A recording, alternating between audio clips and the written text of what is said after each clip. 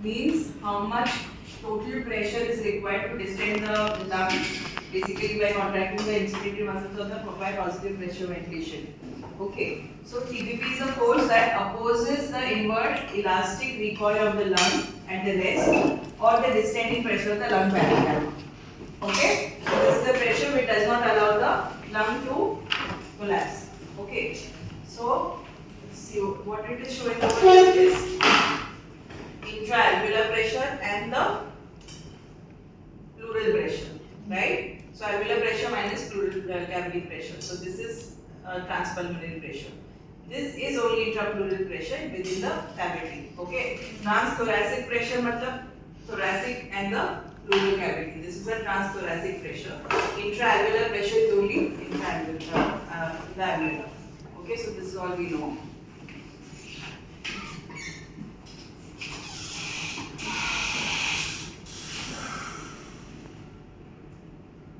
Okay, so yeah, so pleural pressure or intrapleural pressure or intrathoracic pressure is negative pressure with its, can you all see? It's a negative pressure with respect to atmospheric pressure. Why? Because lung recoil and chest wall recoil are two opposite forces which are pulling the pleural space in the opposite directions. Okay. Continuous drainage of the pleural fluid in continuous drainage of the fluid for the movement of the lungs. Okay. So what exactly happens when we are okay? So there are two main the pressures which come into play when three main pressures: pleural pressures, transpulmonary pressure, and intrapleural pressures. Pulmonary pressures and pleural pressures. Okay. So intrapulmonary pressures are the pressures which are inside the lung. Decreases as the lung volume increases during the inspiration. Pressure increases during the expiration.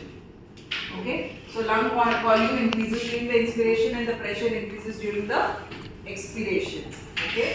Intrapleural pressures में pressure cavity pressure, the pleural cavity pressure becomes more negative as the chest wall expands during the inspiration and returns to its initial value as the chest again recoils. Okay. During each breath, the pressure gradients move around half liter of air into and out of the lungs. Okay. So in a normal spontaneous breathing person, transpulmonary pressure is always positive. Okay. This keeps the lung expanded. All right. The pleural pressure is always negative and may be large during inspiration, and alveolar pressures changes from slightly from positive to negative. Okay. So at rest the TPP is approximately 4 mm Hg and what is this? Capillary wedge pressure is approximately -4 mm Hg. In other words, at rest. Okay, the inward elastic recoil of the lung exactly opposes the outward acting elastic of the lung. Okay. So now this इसमें क्या हो रहा है?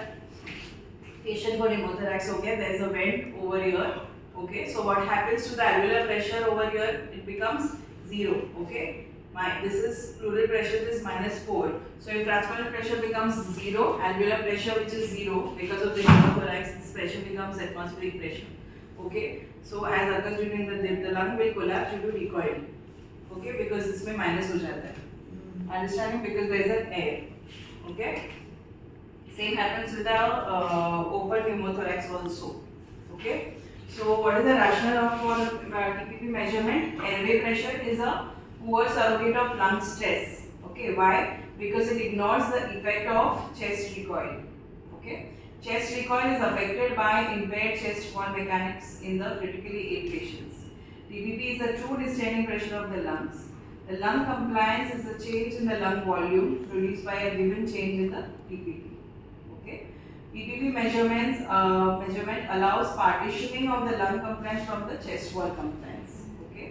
So change in the TPP also affects the compliance of the lung. In other words, a highly compliant lung will more easily expand when a more significant TPP is applied. Okay, in contrast, a stiff lung will require a more considerable TPP to produce an inevitable increase in the lung volume.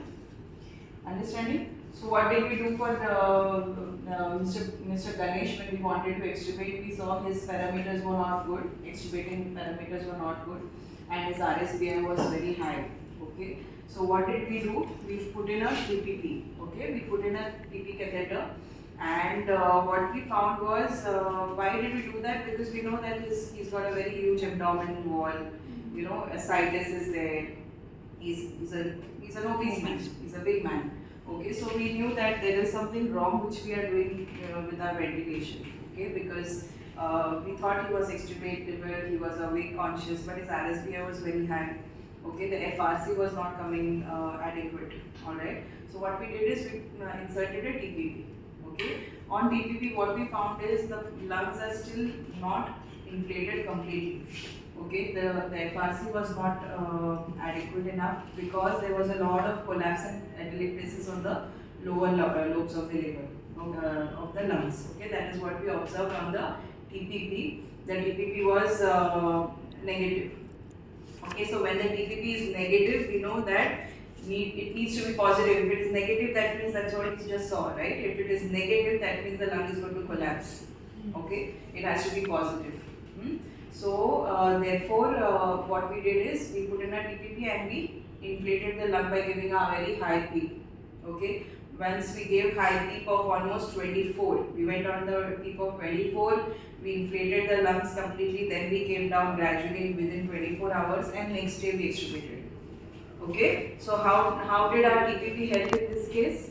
Because otherwise we wouldn't have even realized that there is a collapse and there is a, the TPP has become negative, then that means we know that there is a lung collapse. Otherwise we could have never come to know on a normal ventilator that there is a collapse of the lungs, and we would have extubated it and we would have landed up on a ventilator again. Okay, so that's how this TPP helps us when in a daily ICU. Okay, so uses of DPP and PS assessing lung recruitability and using low flow pressure volume curves, titrating recruitment maneuvers aim to fully recruit the lung but avoid excessive overdistension. Okay, target TPP of 25 centimeters during recruitment. Okay, so normal transpulmonary pressure is when we know that it has to distend the lung, and if it is distended is around 12. Okay, so 10 to 12 is what we have to keep it at. But when we say we want to recruit our lung, when we want to open it completely, that time the TPP has to reach around 25. That is the time when we know that our lungs are completely recruited. Recruitment does not mean that it is good. It can be deleterious. This can be deleterious, and this 25 TPP can lead to associated trauma.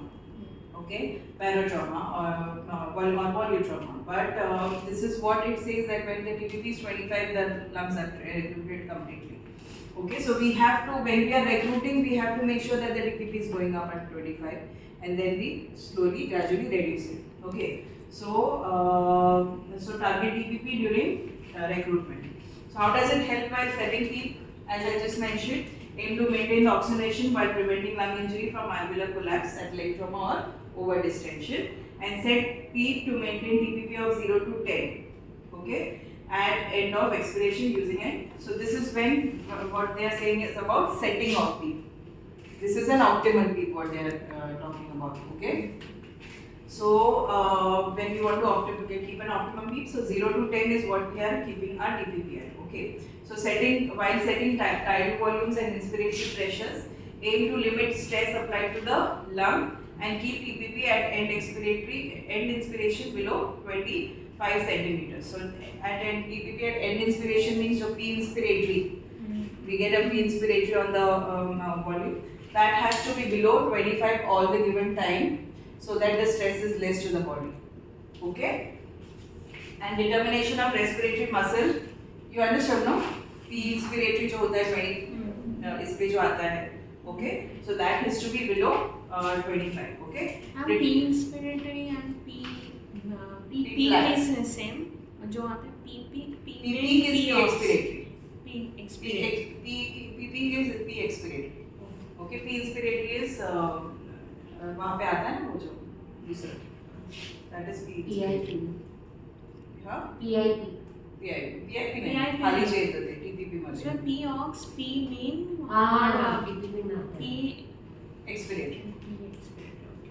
Okay, so determination of respiratory muscle effort. So when we are putting these TPP catheters, what we are seeing जो अपने को graph दिखता है, वहाँ पे you can always see a small whenever a patient is having respiratory effort, you see a small blip going down. Okay, so that's how we come to know whether the patient has got spontaneous efforts or not in a patient whom we want to extubate, or who is like neurologically down, and we want to see whether there is a good respiratory effort or not. So TPP is used very, it's very useful and important in such patients to see the respiratory efforts.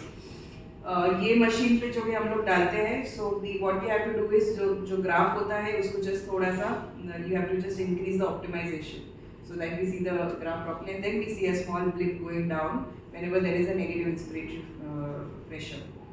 Understood? So therefore it is helpful in determination of respiratory muscle effort in spontaneously breathing patients. Okay, by assessing of work of breathing or the esophageal pressure time product. Assessment of patient ventilator synchrony, like auto triggering inspiratory trigger delay, ये भी दिखता है अपने को on the same basis of seeing the graph.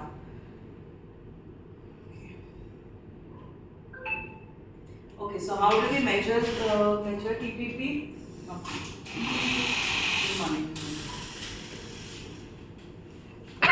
So how do we measure TPP? We all know we are using these catheters, okay, called as TPP catheters. So the transference pressures can be measured by placing pressure transducers. Okay, the alveolar pressure is estimated by measuring the pressure in the airways while holding one's breath. Okay, the intrapleural pressure is estimated by measuring the pressure inside the balloon placed in the esophagus. Okay, so what we have over with us is that catheter.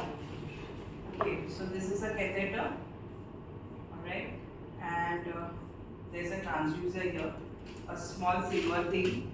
Okay, it's like an arthritis tube, right? So over here there is a balloon, right? Okay, so this is a small transducer placed over here. Okay, now this balloon is only and only made this is not to fix this catheter in the esophagus. Okay, this balloon is just to safeguard this transducer so that it does not, this doesn't get damaged, because it's very, very fragile. So when this goes inside, this has to protect it. Therefore, it just needs that much of how much we put 8 ml insert and 4 ml remove, right? So this, Abhijit, you have seen the catheter? You have not seen the catheter. Anyway, so कोई लेके आएगा क्या? Rubber cuff is there, okay, which is placed. So this is a transducer which they are talking about. Alright. So what happens with this when we are it's like a rice tube, alright, and it has to get go inside till our stomach first, and then there's a way to place it. Okay. Elsa, don't sleep. Go and have coffee. Elsa had this one. Find the better one. So that has to go inside the same way like how the rice tube goes inside. Okay. We have to measure it from outside. So basically, what we do is from the epigastrium to the from the ziphysternum, from here to tragus, from the tragus to the nose. Okay, that is how we measure it. Okay, so we measure that much and we insert it. Okay, like the same way how we put the rice tube, but we have to put a lot of jelly so that our tube does not get damaged. Okay, so there is a stilette inside that catheter through which we have to guide it so that it should not get bent anywhere. That is why that stilette is always there. Okay, because it's a very fragile thing. Okay, so once we go inside, we have to place it properly. Okay, now this transducer, pressure transducer, has to be placed right below in the 1/3 of the esophagus. Okay, that is the correct position of your TPP. Okay, so this is a challenge that we have to get this right so that we get our pressures right, because the maximum pressures are transduced in that area. Maximum pleural pressures are transduced in that area. Okay, so this is basically a surrogate. What we are using is a surrogate of TPP. Okay, this is not the right TPP. What is the right perfect method of TPP? Is going inside the pleura, around the pleura, and get that pressure. Can we do that? We cannot do that. Okay, there are the methods of doing that, but we cannot utilize it in our ICU. Okay, therefore this is the best surrogate, as in putting a catheter and being around the lungs and getting the pressure. Okay, so what we are getting is the transduced pressure. They are not the real pressures. Okay, so this has to be placed at the 1/3 of the esophagus. All right, and once it is placed, how do we place it? I'll explain you.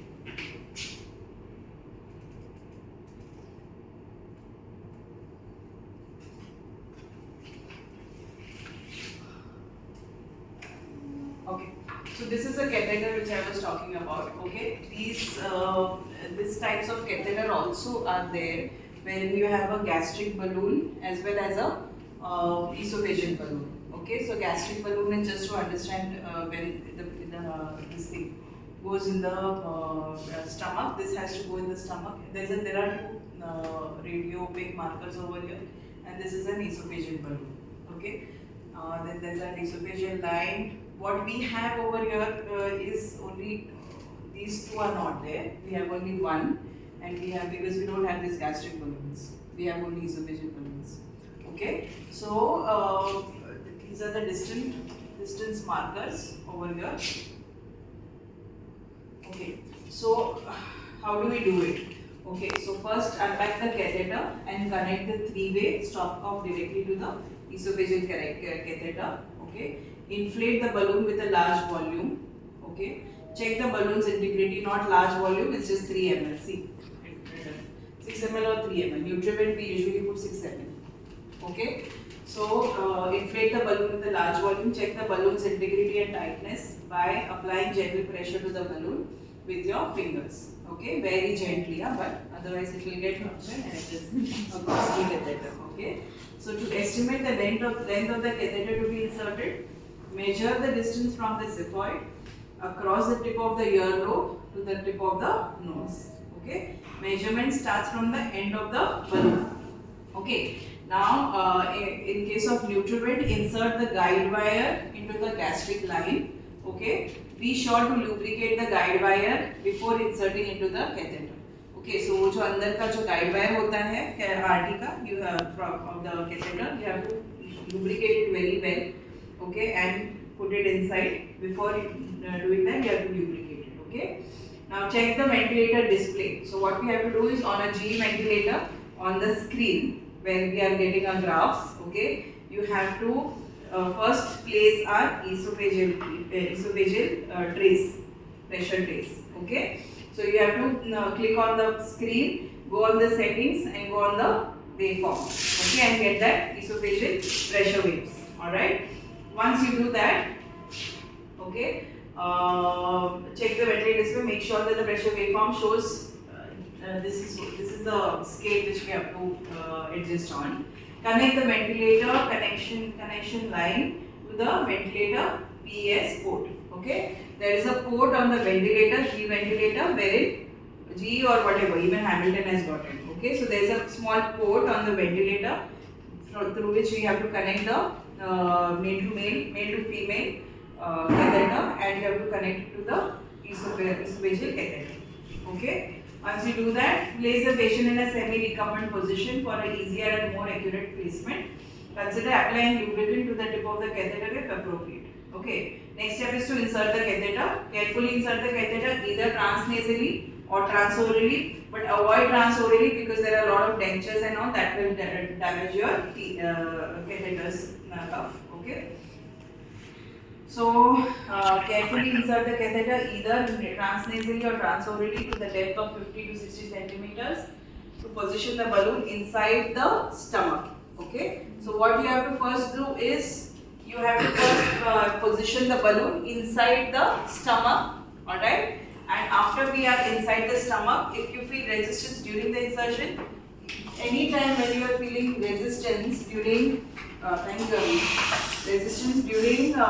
insertion, stop there and remove that bag because you don't want resistance. If it is resistance, then there's a probably the catheter is kinked or something like that. You don't want to do that because that will damage your transducer. Okay, so remove it back and it has to go very gently, very smoothly. Okay.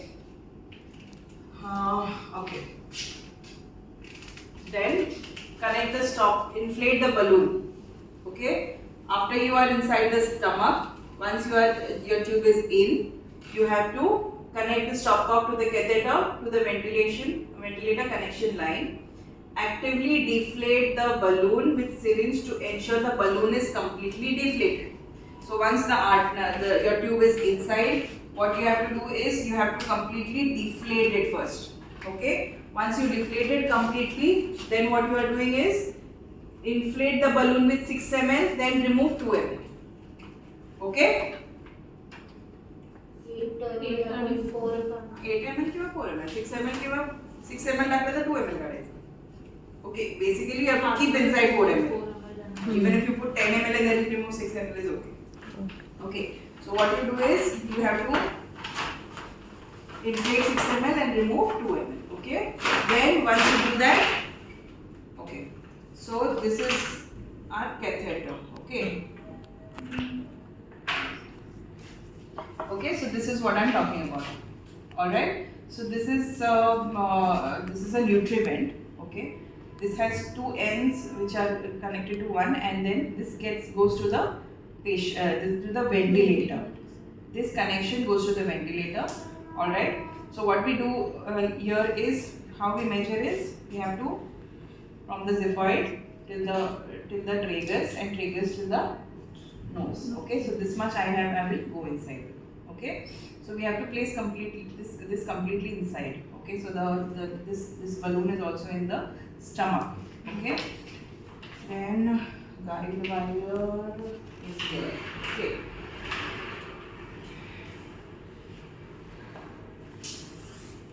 Okay, so this is a guide wire.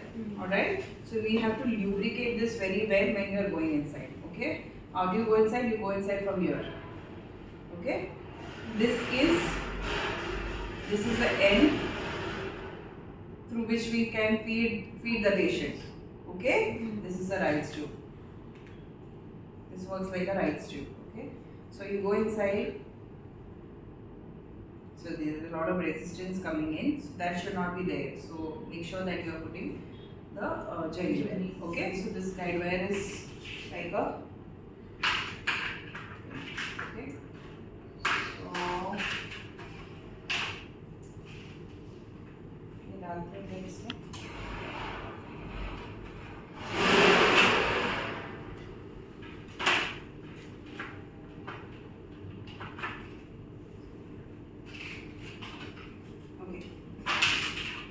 So this is a 3-way. Okay, you connect this 3-way over here. Alright, and what you do is, once you connect this 3-way, then there's a male to female. You have to connect over here, catheter, male to female catheter, and that goes to the ventilator. Okay, so once you are inserted, once you are in the stomach, what you do is you inflate the air.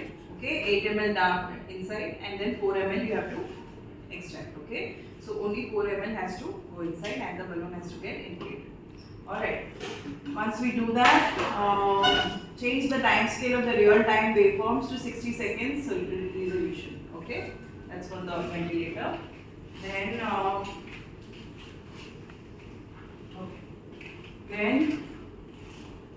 then what you do is,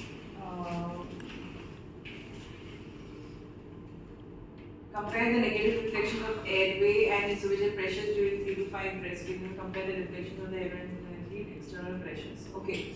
Then what you do is, once you are inside the stomach, okay, we are getting the waveforms well. Alright. Then what? And patient has to be completely sedated and paralyzed when you are doing this placement thing. Okay. Patient cannot be breathing on his own because we want to see the placement adequately. Alright. So patient has to be paralyzed. Because what we are going to do now is, once we are inside and once we are inflated, the next step is to understand the placement of the balloon. Okay, so what do we do now is, first we have to get our volume waveform. Okay, then we need to have our esophageal waveform. Alright, so what we do is insert it, and then first we are going to do a expiratory hold. Okay, we do an expiratory hold.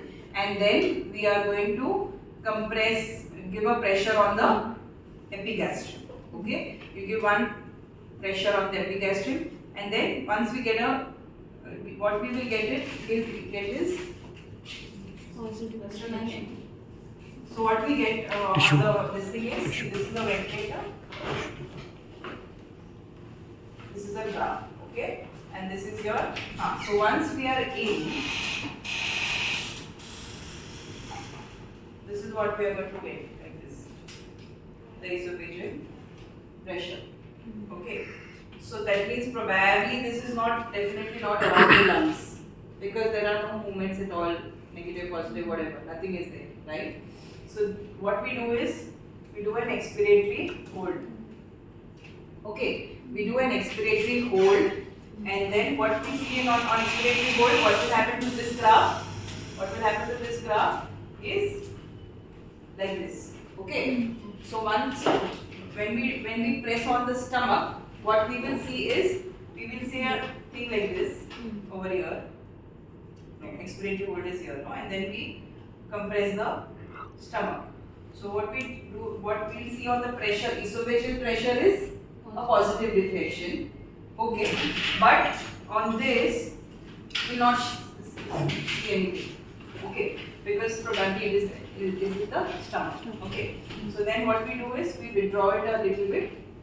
Okay, we withdraw it a little bit, and then what we do is again the same maneuver. Alright, so we have to, what we have to visualize is the cardiac oscillations on the esophageal pressures. Okay, so how we see over here is, we should be ideally seeing like this. Okay, these are the. That means we know that probably we are around the heart now, and now we have come up. Okay, so when these oscillations starts coming up on the esophageal pressures, that means on the graph we know that it is around the heart. Okay, so now what we are going to do, the next step, again the same maneuver. We are going to do an expiratory hold. Alright, and on the expiratory hold, what we see is, when we are pressing, now we are going to press on the, once we get these oscillations, we are going to press on the sternum. Okay, on the lower 1/3 of the sternum.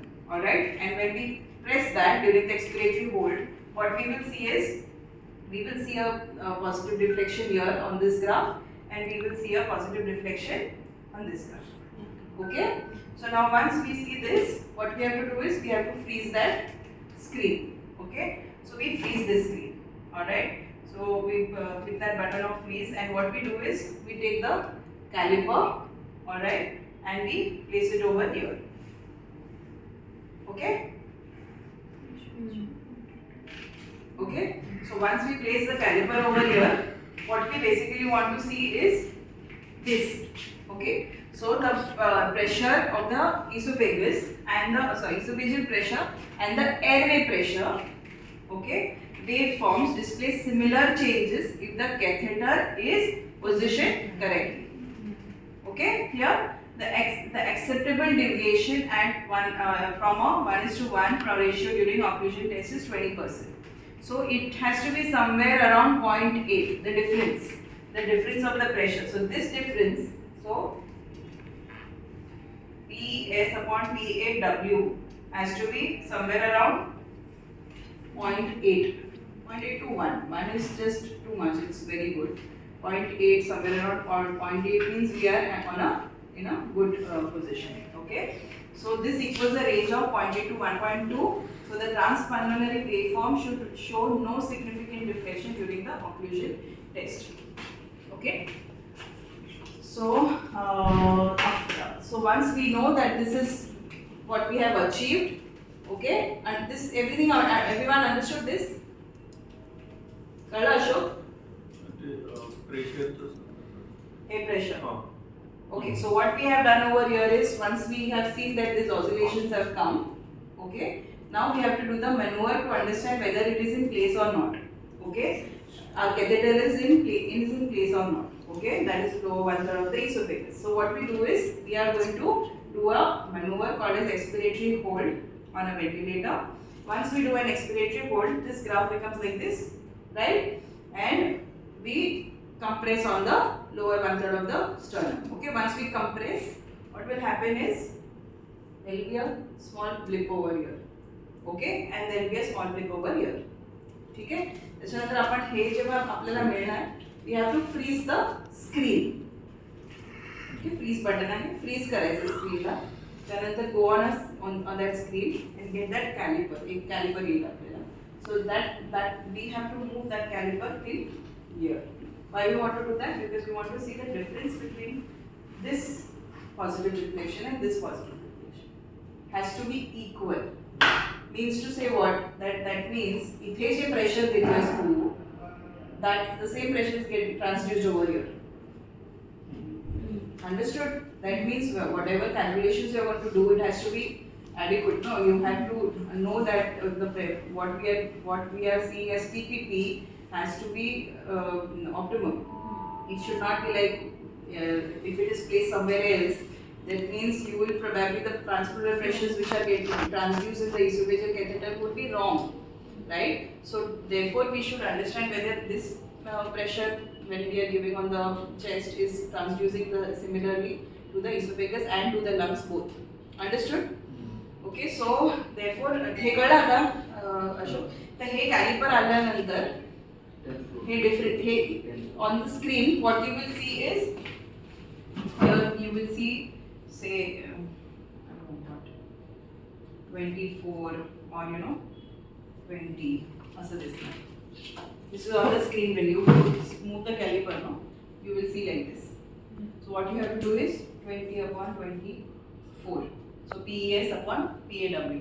What you get answer is somewhere around 0.8. Whatever you get. Understood? So once you get 0.8 to 1.2 is acceptable.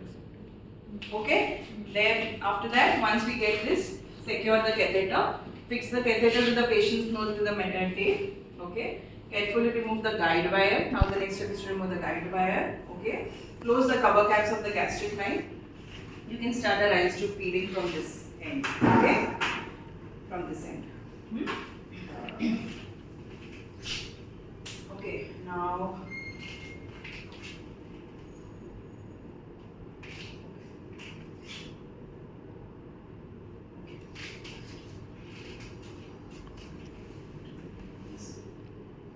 so see, this is what I was talking about. These are the cardiac oscillations. Okay, this is an abdominal push when we are giving, but there is no positive deflection on the volume, on the pressure area graph. Okay, so